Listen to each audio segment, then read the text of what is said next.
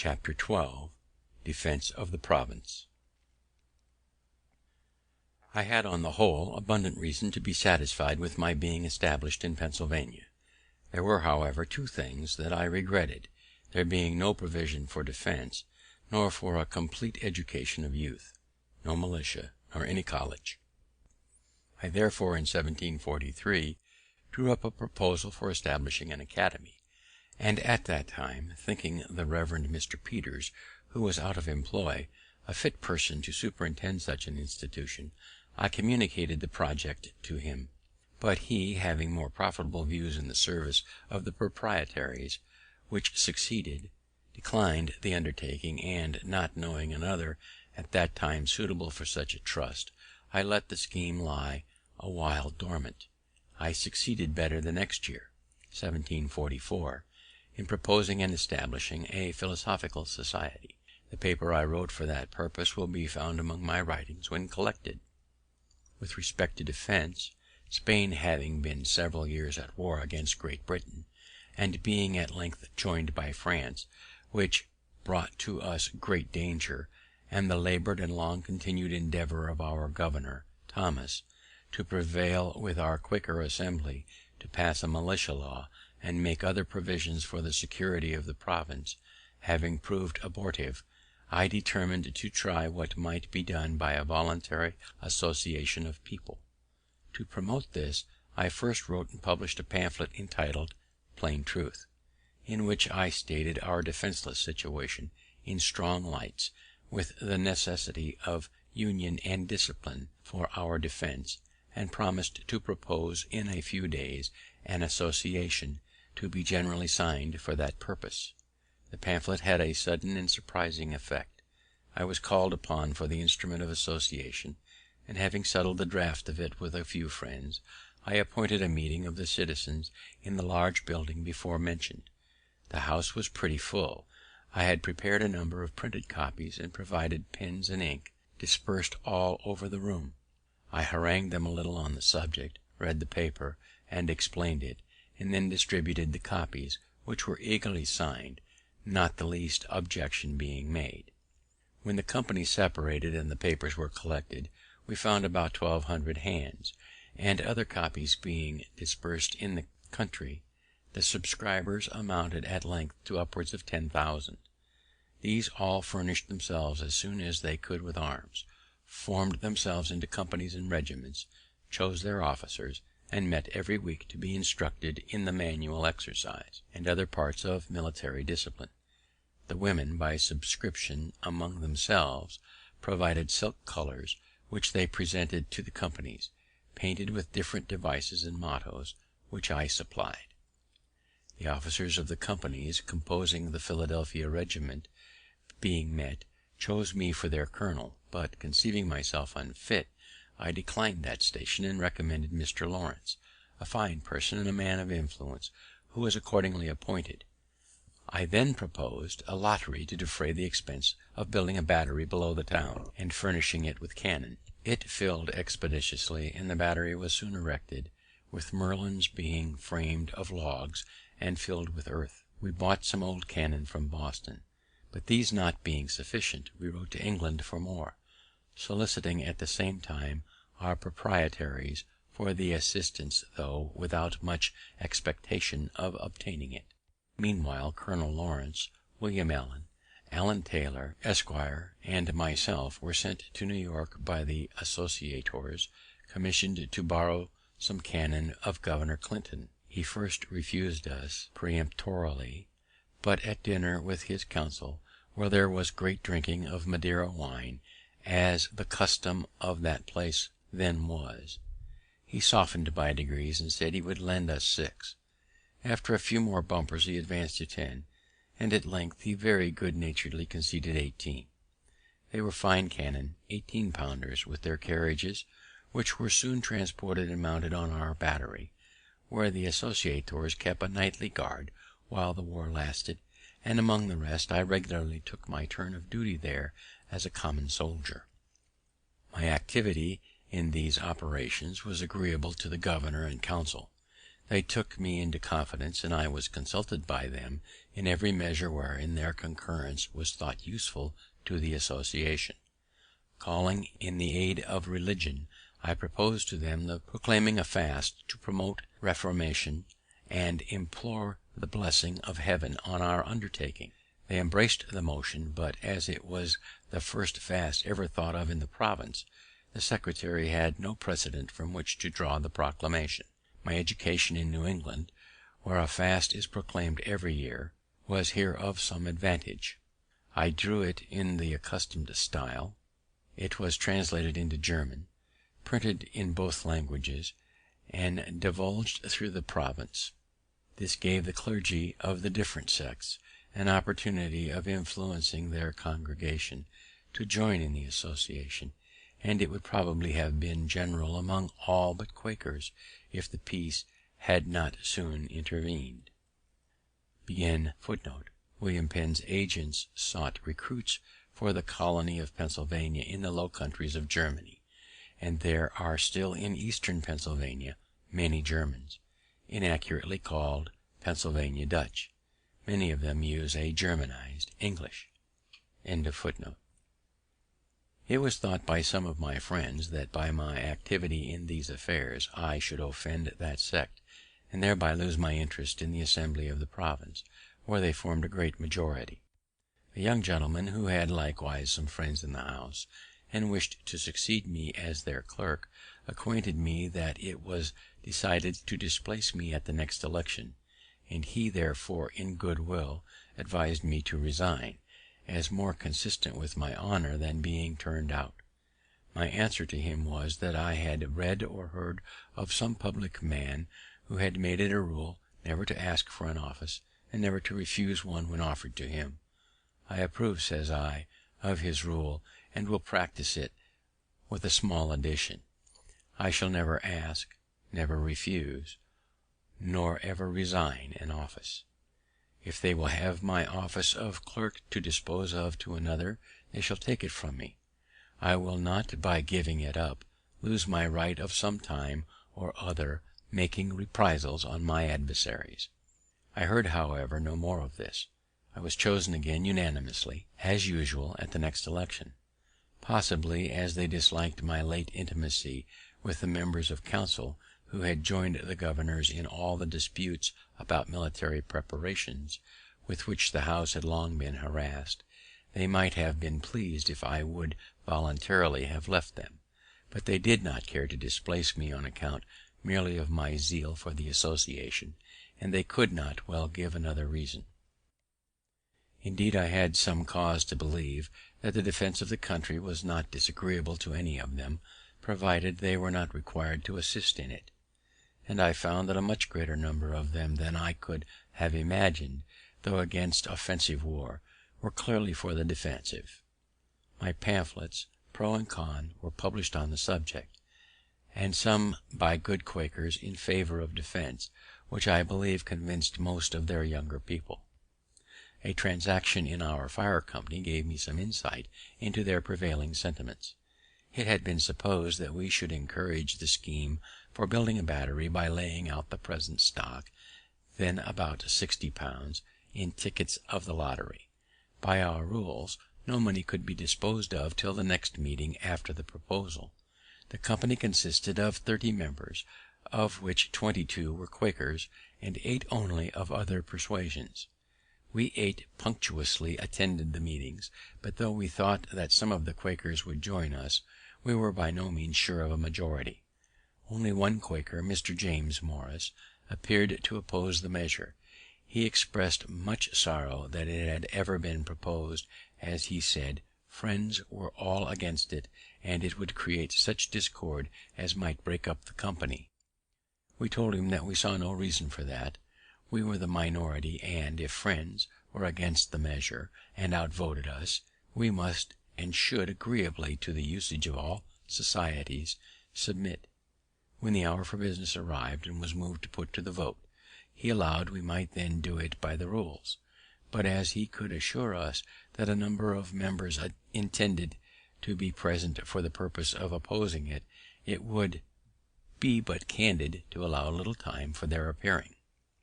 While we were disputing this, a waiter came to tell me 2 gentlemen below desired to speak with me. I went down, and found they were 2 of our Quaker members. They told me there were 8 of them assembled at a tavern just by, and that they were determined to come and vote with us if there should be occasion, which they hoped would not be the case, and desired we should not call for their assistance if we could do without it, as their voting for such a measure might embroil them with their elders and friends. Being thus secure of a majority, I went up, and after a little seeming hesitation, agreed to a delay of another hour. This Mr. Morris allowed to be extremely fair. Not one of his opposing friends appeared, at which he expressed great surprise, and at the expiration of the hour we carried the resolution 8 to 1, and as of the 22 Quakers 8 were ready to vote with us, and 13 by their absence manifested that they were not inclined to oppose the measure. I afterward estimated the proportion of Quakers sincerely against the defense as 1 to 21 only, for these were all regular members of that society, and in good reputation among them, and had due notice of what was proposed at that meeting. The honourable and learned Mr. Logan, who had always been of that sect, was one who wrote an address to them, declaring his approbation of defensive war, and supporting his opinion by many strong arguments. He put into my hands £60 to be laid out in lottery tickets for the battery, with directions to apply what prize might be drawn wholly to that service. He told me the following anecdote of his old master, William Penn, respecting defense. He came over from England when a young man, with that proprietary, and as his secretary.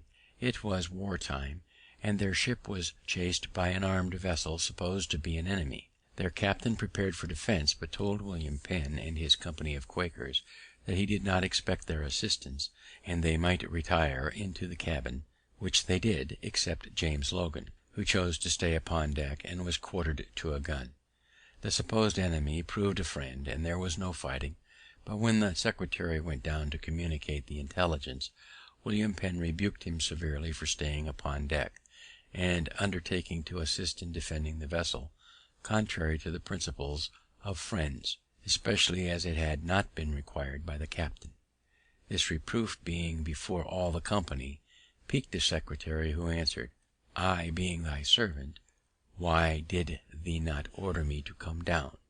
But thee was willing enough that I should stay and help to fight the ship when thee thought there was danger." James Logan, 1674 to 1751, came to America with William Penn in 1699, and was the business agent for the Penn family. He bequeathed his valuable library, preserved at his county seat, Centon, to the city of Philadelphia. My being many years in the Assembly, the majority of which were constantly Quakers, gave me frequent opportunities of seeing the embarrassment given them by their principle against war. Whenever application was made to them, by order of the crown, to grant aids for military purposes, they were unwilling to offend government on the one hand by a direct refusal, and their friends, the body of the Quakers, on the other, by compliance contrary to their principles. Hence a variety of evasions to avoid complying, and modes of disguising the compliance when it became unavoidable. The common mode at last was, to grant money under the phrase of its being for the king's use, and never to inquire how it was applied. But if the demand was not directly from the crown, that phrase was found not so proper, and some other was to be invented; as when powder was wanting, I think it was for the garrison at Louisburg, and the government of New England solicited a grant of some from Pennsylvania, which was much urged on the House by Governor Thomas.